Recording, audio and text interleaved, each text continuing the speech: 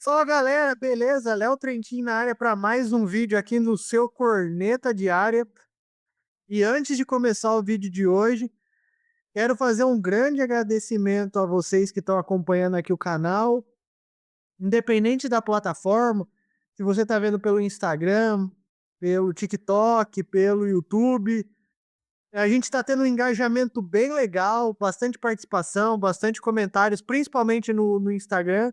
E agora a gente tem o nosso Instagram oficial, então além de eu estar postando no meu particular, a gente tem o arroba Corneta Diária no Instagram, arroba Corneta Diária no TikTok, arroba Corneta Diária no YouTube.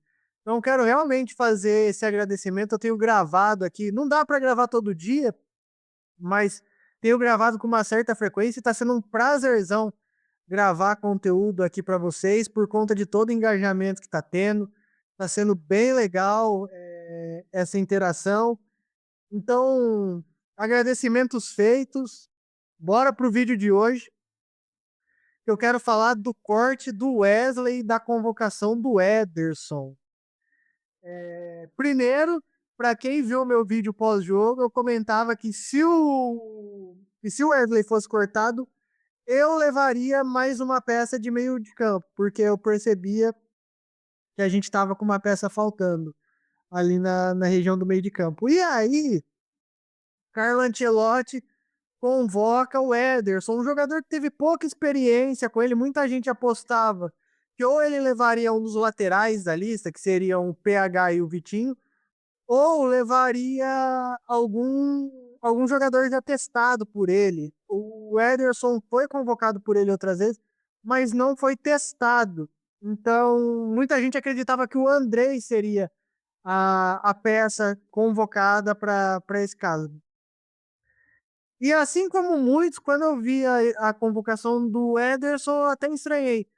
Eu ia fazer como a maioria fez, ia cornetar o Ancelotti, porque na minha cabeça, num primeiro momento, não fazia sentido essa convocação do Ederson. Mas depois, pensando de uma forma mais tranquila, analisando um pouquinho, faz sentido. Por quê? O Ancelotti, ele é um treinador experiente. Já começa aí, um treinador extremamente experiente. Mas que ele gosta de jogadores versáteis, que podem jogar em mais de uma posição. Então, o Danilo e o Ibañez são dois zagueiros que podem jogar de lateral, ou o Danilo é um lateral que pode jogar de zagueiro, aí vocês decidem. Mas muita gente esqueceu que ele tem uma peça ali que pode fazer a lateral direita, que já fez a lateral direita, que conhece a posição, que é o Fabinho. O Fabinho é o primeiro reserva do Casemiro. Desde a passagem dele pelo Liverpool, ele não é mais lateral, ele passou a ser volante. No Mônaco, o Fabinho atuava de lateral, depois no Liverpool, deixa de atuar como lateral direito e passa a atuar como volante. Mas assim como o Danilo faz muito tempo que não atua de lateral, vem atuando de zagueiro, assim como o Militão, que era a primeira opção antes de lesionar, também não vinha atuando como lateral há muito tempo, e sim como zagueiro. Assim como o Ibañez atua mais como zagueiro do que lateral, raras as vezes o Ibañez é utilizado como lateral, o Fabinho é um jogador que já tem a experiência na função. Ele pode fazer o papel de lateral e ele pode fazer o papel de volante. Então, faz todo sentido convocar o Ederson. Por quê? O Andrei Santos, ele é um segundo volante. O Andrei Santos é um jogador que poderia ser um reserva imediato do Bruno Guimarães. O Danilo, ele pode substituir o Bruno Guimarães e pode substituir o Paquetá. São jogadores versáteis. O Ederson vai ser o reserva do Casemiro caso o Ancelotti precise utilizar o Fabinho na direita. Ele tem duas opções, o Ibañez e o Danilo. Possivelmente o Danilo vai ser titular.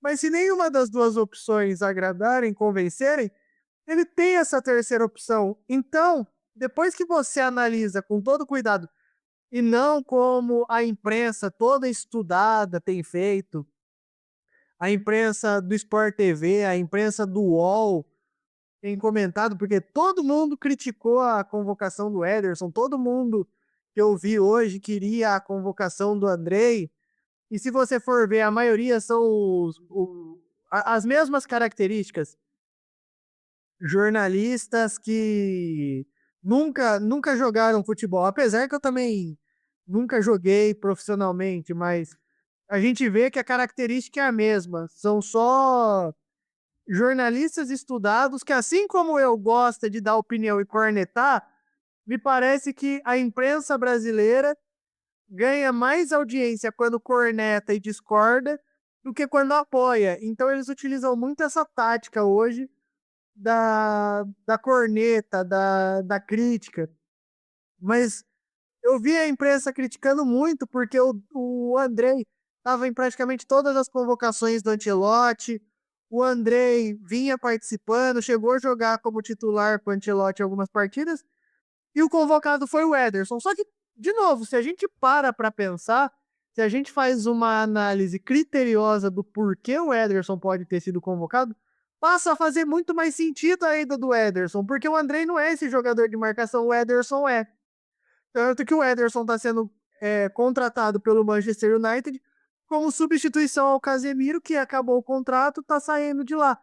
Então, se a gente analisar com cuidado e se a gente entender que o Ancelotti gosta de jogador versátil e é um treinador experiente, a gente passa a entender a ida do Ederson para a seleção.